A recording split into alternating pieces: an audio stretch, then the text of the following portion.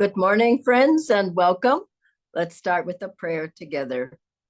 Heavenly Father, Divine Mother, friend, beloved God, Guru Preceptors, Jesus Christ, Babaji Krishna, Lahirima Shaya, Swami Shri Teswarji, beloved Master Paramhansa Yogananda ji, saints of all religions, we bow at thy feet and we ask thy blessings on our satsang today.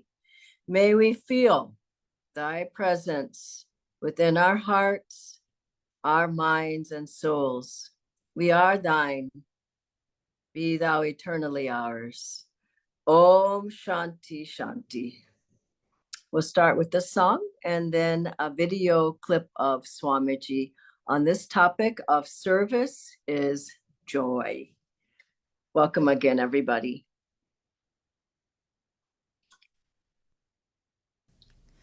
Lord, may we serve you all our days, ever rejoice to sing your praise, as we together your wisdom seek.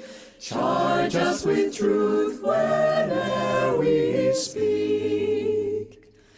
Lord, may we ever know your will. Come to us when our thoughts are still, as we your guidance with joy receive. May we as one your bliss achieve. As we your guidance with joy receive, may we as one your bliss achieve. And whereas it would have been easy and desirable even for me to be a hermit, yet I would not have been fulfilling this deeper side, which was to share with other people. And so this sensory activity of teaching is something that I do as a duty, but also as a joy, because I am so happy to think that these things that I have come to understand, that I can help other people to feel that too. But I also have understood this, and it's very helpful, and I want to share it for this reason. I've understood that giving people ideas isn't enough. The ideas that I give, people can misunderstand. Any words that you express can be misunderstood in so many different ways. So much more important than the ideas is the vibrations. And the vibrations are a subtler thing and take you away a little bit from sensory activity and project more of the spiritual vibrations. So I would say this to everybody, when you talk with people, share with them your vibrations. Share with them not only the ideas that you have, but the feelings that you have about them. So, for example, I feel bliss. I share that bliss with others. I try to help them to feel that bliss in what I am speaking about. And this, I think, helps people much more than just the ideas. I could be a pundit reciting these things, reading them in a lecture from pages of notes and so on. It would not have the same impact. Somebody could say that when you find God, it's very blissful and it's very good, and some of the scripture says you seek him that way. Or I could say, when you find God, it's blissful and you really feel changed in your heart. Which is better? Obviously the second. Pundits who just stand there and pontificate, the churches who talk there and just talk things that they haven't known. This is not right. Krishna is telling us to act, but in such a way that we convey our understanding through vibration. Joy to you. Welcome again, friends. I'd like to start with a brief reading from the New Path on the chapter work versus meditation. You work too hard. Master told me one day, this is one of the nuns, you must work less. If you don't, you will ruin your health. Very well, I thought. I'll try not doing so much.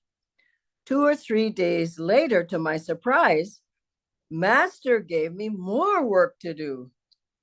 Mrs. Brown's eyes twinkled. Okay, Master, I thought, you must know what you're doing. I took on my new duties, but all the time I kept wondering, how am I going to reconcile all this extra work with his instructions to me to work less? Well, a couple days after that, Master again told me, more sternly this time, you must not work so hard. In this lifetime, you've done enough work for several incarnations. Well, what was I to do? Again, I tried cutting down my activities, only to find Master after 2 or 3 days giving me more work than ever. We repeated this little comedy several times. Every time Master told me to work less, he soon thereafter added duties that forced me to work more. I figured he must know what he was doing and that it was up to me to try to understand what that was. Well, finally one day I looked at Master. Sir, I said, instead of using the word work in our life here, why don't we substitute the word service? Master laughed. It has been a good show, he said.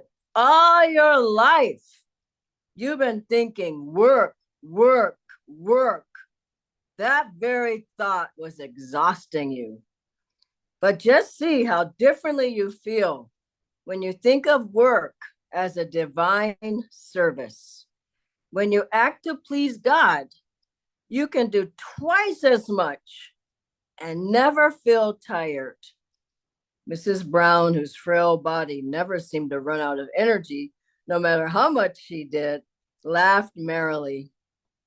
You see, the very thought of pleasing God fills us with his energy. Master tells us it's our unwillingness that cuts off the flow of energy. Wow, what a great story.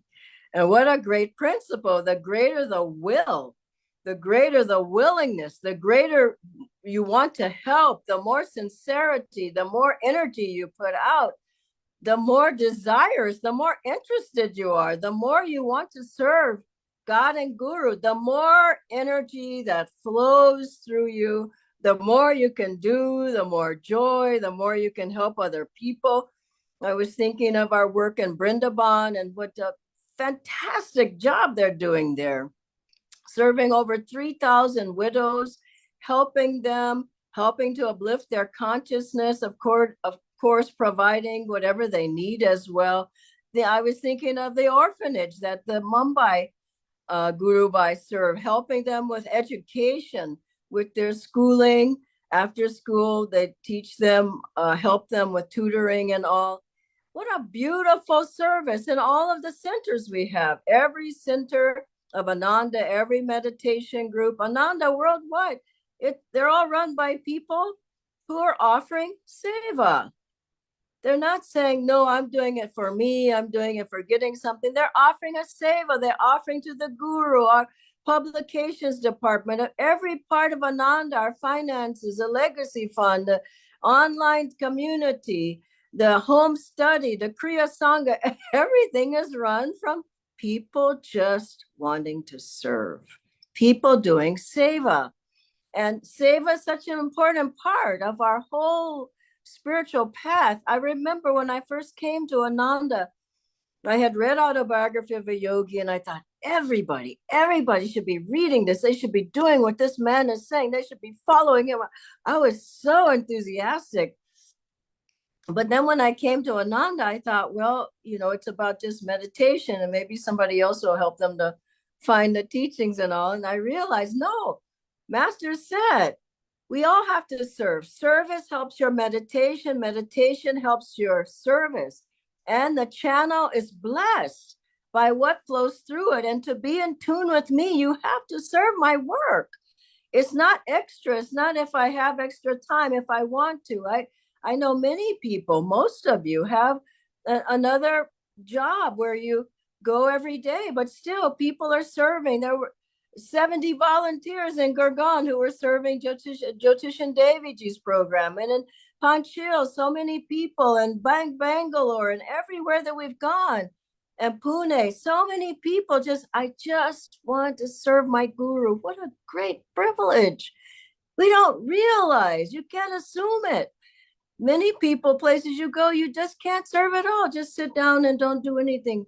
But our path is about dynamism, energy, willpower, breaking through the barriers of the problems and the worries and the doubts and the fears. And how are you going to do that? Meditation alone doesn't do it. You have to put out energy. So Master has said, yes, serve, give your heart, give your mind, give your soul, teach, set up the chairs, whatever there is, do the websites, help people in every way possible. And you just find that the difficulties just start melting away. I remember I was telling Nayaswami Deviji once, I said, my mother's like, she's in her upper 80s, and I can't be there in America to help her. I couldn't be able to serve in India. And she said to me, Dhyana, you have to remember, we've given our whole life to Guruji. He has to help our families. He is the one helping us to be able to stay doing what we're doing. He's helping us with our health. He's helping us with our finances. He's helping us with our relationship. He's helping us. And he's giving us the magnetism. He's giving the ideas. He's giving the inspiration. He's giving the strength to do the seva. He's the power, like he said to Rajasi, don't forget where that power is coming from. So as we serve, we're energized, we're magnetized, we're uplifted, we're inspiring thoughts, how to do things. Guidance comes, ideas come, people come, money comes, because we want to serve our guru. And you know what happened with Swamiji? Swamiji came to Master, and he said he came across the country. He was thinking, I want to find God. After he read Autobiography of a Yogi, he went from the east to the west coast of America. Said, I want to find God, but I want to share. I want to share also what I gained. So he came to Master, and he so beautifully said, I didn't come for what I can get. And we should all feel that. I didn't come for what I could get. I came for what I can give you. And he gave us 65 years plus to Master. And Master said to him, your life will be intense activity and meditation. He put the meditation second, intense activity and meditation. You must lecture, teach, write. And Swamiji said, well, I don't really want to teach. I don't want to be a teacher. I've seen people fall from teaching. And Master said, well, you're going to have to do it. You may as well learn to like it. And I think he's given us the same. Whatever the guru gives, you may as well learn to like it. You're going to have to do it. And so Swamiji did. He did all those. He lectured, he wrote, he went around the world teaching. He wrote 150 books. He wrote the music. He sang the music. He got the choirs. He got the centers and meditation groups, and on and on and on and on and on, serving his guru. And he said an interesting thing. He said he wasn't good at the yoga postures, but when Master told him to do it, he could do the postures, all the postures. He said with Norman, who was a big man, Master didn't want people to think that only if you're slim and thin can you do the postures. So he had Norman demonstrate the postures, another monk. And Swamiji said Norman couldn't do them really either.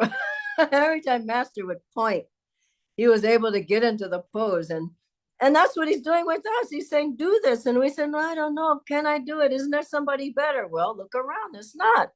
Master's giving the energy for us to continue his work. And as we continue his work, we grow, and it changes your whole life. It changes your brain cells, your consciousness, your energy, your postures, your vibration, and your posture. And I always remember a beautiful story of someone in the Panchyo ashram who was new.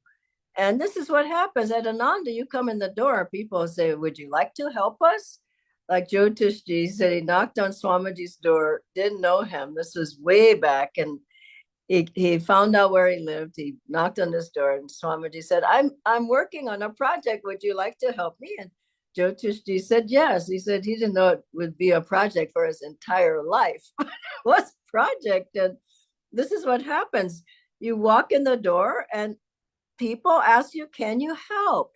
Would you like to help us? Which means, would you like to be a part of this energy? Would you like to be a part of the family? Would you like to serve Yoganandaji's work? And so this lady was there. She had just come, her first time, and then someone, she was standing kind of shy and didn't know anybody. And it's such a beautiful story. Someone came to her with a couple of cups of chai for the people who were serving in the boutique. I just heard the story again the past couple of days, and they said, would you mind just going in there and taking this chai to the people who are serving in the boutique? And she said her heart melted. She felt, oh, I'm a part of the energy here now because they asked me to do something. And it's such a wonderful thing to keep in mind. And I remember a man who came with his wife. He was coming to Expanding Light Retreat in America, in California. And every time he would come, I knew him as well, but I knew the wife really well. She was a disciple in Kriyaban and was running one of the centers. And so she would come often. The husband would drive her. And so he said every time he would see me, he kind of would race off in another direction. So he would come. When I finally would see him, he would say, no, I just brought my wife. Like, don't tell me to get on the path, basically is what he was saying. I just drove my wife here. I said, it's fine. You're welcome here. And every time he would come, I'm just coming with my wife. And that happened many times. And then I remember once he came and he was looking kind of shy. And I said, oh, how are you? And he says, Dhyana, you won't believe it. This time I came for myself, because he would come for his wife and he was an electrician. So he would do electrical work at the retreat and just serve. So every time he was doing some seva, he said, you won't believe what happened. This time I'm not just coming for my wife. I said, really? And he said, I'm taking the discipleship initiation. I said, what? And he said, I feel this is my path. I've been coming and doing what I could, but now I feel like I want to be a disciple too. And that's an incredible story. Think about that. From just giving whatever he could do, Master changed the man's heart and he became a disciple. And that's what happens as we serve, we change. That's the whole point of it. And I was remembering a wonderful story of Swamiji would tell this story, and it's in the New Path, about some of the monks who were building a swimming pool for Master, and they worked around the clock.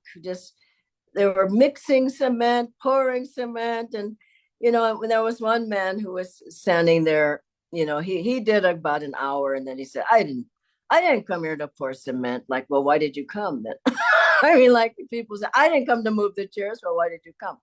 I didn't come to bring the prasad. I didn't come to bring the flowers. Well, why did you come? I think we wear all the hats. We come to change our consciousness. And how are you going to change it if you sit there and just watch everybody else serving? So this man was sitting on the sidelines, and Swamiji writes, he said, we were chanting the whole time, chanting out loud, chanting mentally, 23 hours straight with some breaks for refreshments. They just kept serving. And he said by the end, they were so full of energy and joy.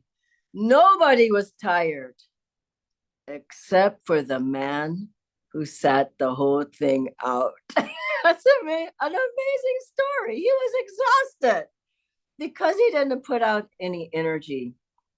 So we have to remember that as we give, as we serve, we're changing our karma. We're changing our consciousness. We're changing our energy level. We're changing our magnetism. How are we changing? because Guruji's energy is flowing through us more and more and more. So what can we do on a daily basis as we're serving? How can we keep this energy flowing in the right way? It depends really on your own consciousness. Why are you doing what you're doing? If you're doing it for show, for example, then you won't feel the same energy. Well, look at me. I have a position and everybody's bowing down, and that doesn't work. And Master, I found that Divine Mother remedies that, and Master's surely remedied it for the disciples. There was one he was a man who was a teacher, and people thought he was kind of good looking, and so Master put at one of the big events, he said, it might be nice for you to wear a turban. So he wraps a turban around the man's head and the disciple. And somehow the whole time the turban was just kept slipping off to one side and would slip off to the other side. So I think he didn't feel as important anymore because he looked ridiculous. And so I think Divine Mother will take care of you if you're thinking I'm doing it because everybody's looking at me. That's certainly not the way to go.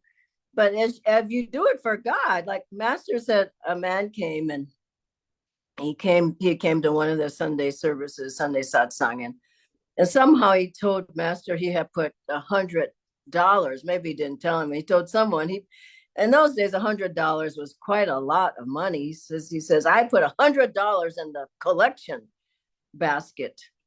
And Master heard that, and he just said that God was already the $100. You were just sharing, God's sharing with God. Why call attention to yourself? Anything that you give was already God's. Your energy was already God's. These ideas, they weren't your ideas. They were already God's. And I hear people saying, oh, that was my idea. Hello. The ideas, Master said, they're in the ether. They're universally rooted. And you just are a channel for them if you're open enough to come, for them to come to you. And so if you do things in the right way, then you find that they're eternally, always there's energy flowing, always ideas, always circumstances are changing, always things are much, much more successful. Of course, you have to be practical in your idealism. But if you do things with God and Guru hand in hand, you'll find that things really work out much better. If you think about yourself, I'm doing it, I'm important. People look, drop it. It's just, you're just making a wall between you and the divine. But if you say, Divine Mother, I'm doing it with you. Master, I've got your hand. We're doing it together.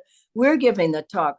We're doing the energization. We're doing the postures. We're doing the class. Whatever it is, you find is infinite energy and infinite joy. What a joy.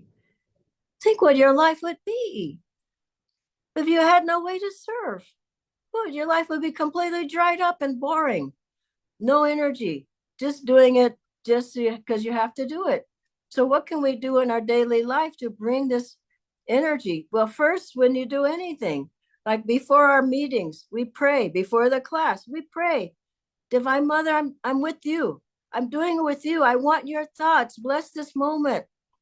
Secondly, you can keep a mantra, like Om Guru, going in your mind when you're serving. At work, at home, wherever it is, just keep your mind uplifted. Try to keep your attention in the higher chakras, particularly at this point between the eyebrows. When you're serving, when you're serving, your energy should be up. Maybe you keep an affirmation going in your mind. Maybe you're listening to the music. Maybe you keep a chant going. Lord, I am thine, be thou mine. Maybe you have Swamiji's music playing. Maybe you take pranayama breaks where you're just tensing and relaxing. Go outside, take some fresh air, and then remember, keep in your mind, it's God's energy. I couldn't walk, I couldn't talk, I couldn't breathe, I would have no mind, even if it wasn't God's, wasn't God's energy. And finally, maybe take meditation breaks if you can, even if you're just sitting in a taxi or the whatever, just close your eyes for 1 minute. I used to take a break in Ananda village where I was serving in the Sangha office, 30 minutes, at lunchtime, before lunch. And people would say, "Oh, Dhyana, we need you for this." And I'd say, I have an appointment. And I never said what the appointment was. I have an appointment, I have to go. I take that break in Divine Mother, then I'm fully energized for the rest of the day. So I hope this will help all of you in the Seva, wherever you are, whatever you're doing. Bring God into it. Bring God's energy. Bring God's magnetism. Bring the thought of God, and you'll have endless energy to do everything you need to do. God bless you all. I'll ask Natendra to join me on the screen now. Thank you so much, Dhyanaji, for all the inspiration. We have 3 questions, Dhyanaji. The first one is, I feel joy and bliss in Seva, but is it different from the joy that I feel in meditation, and is one better than the other? They help each other. That's what Master said. When you serve, you could be serving all day long, isn't it? And then at the end of the day, you might think, God, I've been serving so long, I'm just exhausted. I'm sure all of you have been serving during Jyotishan Deviji's programs. I mean, they were going round the clock. Some people stayed up all night, like you, Natendra, going. But then when you sit to meditate, what I found is, boom, my spine is open, the spiritual eye is open. Master's right there going, good job, It's who's meditating? Think about it. Who's really meditating? Are you doing that by yourself? That you're only doing 25%, really. 25% Master Shakti is just coming into you. 50% is Divine Mother Shakti coming into you. So the more you serve, the better your meditation is. That's what Master is trying to say. So let's keep that in mind. Is one better than the other? No. You can't say, and I knew a man who meditated in Ananda village. He said, I don't ask me to do anything. I'm only here to serve, to meditate. The guy shrank. Then he left. He was so egotistical. And so we have a trap on the path of Raja Yoga, on our path, to become egotistical. I meditate. I'm a yogi. My spine is open. I'm connected with God. No, you've got to be grounded as well. And you've got to help other people. So it's a trap. Don't think you can just meditate. Find any way to serve. There are so many ways to serve. I don't even want to name them, but bringing prasad and helping with the flowers and going setting up the chairs. One of the most wonderful things I've seen in India and some of the Kriyas is that the new Kriya bonds, and often the Kriya Charyas, pick up the rose petals afterwards. So beautiful.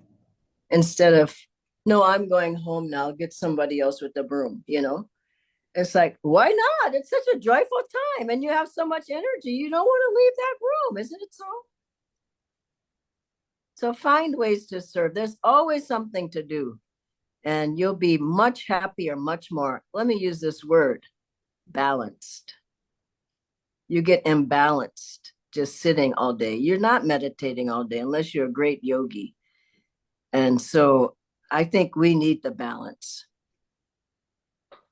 Thank you, Dhyanaji. The next one is, if I cook the same food at home, let's say for a party, but if rather than that, if we are cooking that food for prasad, does it it gives a different level of joy and satisfaction. So does serving God and gurus change experience of our otherwise mundane activities also? Hello, it's your level of consciousness. Are you going to suddenly change it because you're cooking for your family? Oh, I'm just going to make some dal and chawal, no way. It's your level of consciousness. It's the same. It should be the same. If you're meditating every day doing the practices, your energy is not going to drop down to your toes. And so it should be the same level.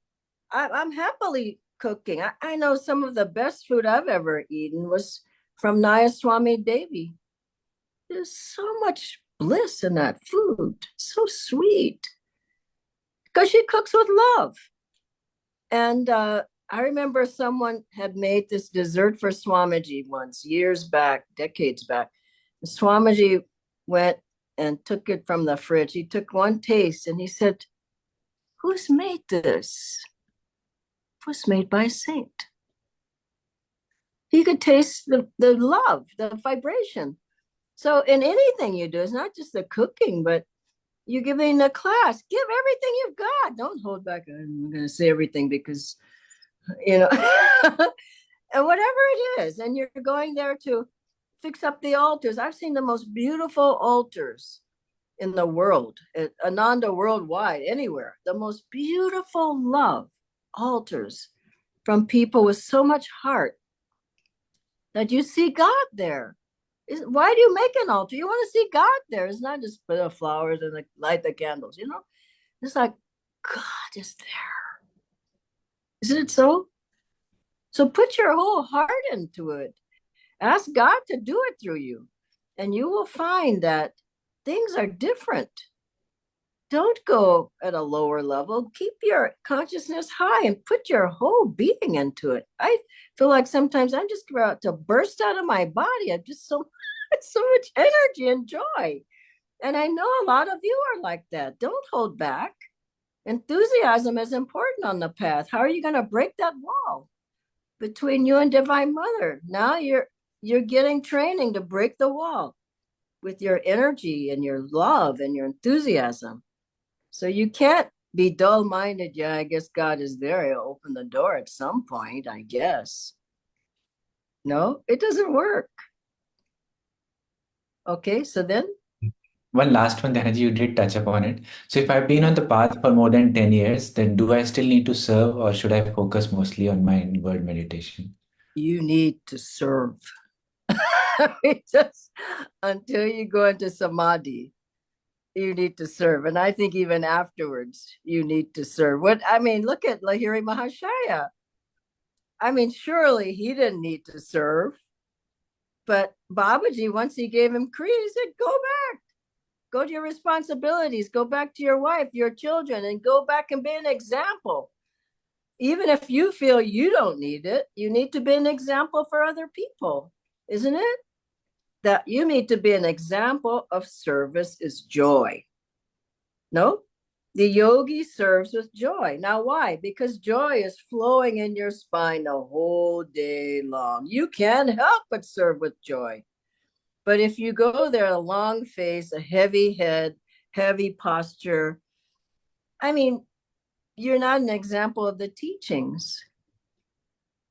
You need to be an example of joy, of a yogi, of Raja Yoga, of Master, of Babaji, of Lady Mahashayaji, of all the Guru. You need to be an example. And they were examples of balance, a balanced life of meditation and seva. Every master we have did seva. You want to say Swami Srikteswarji didn't do seva?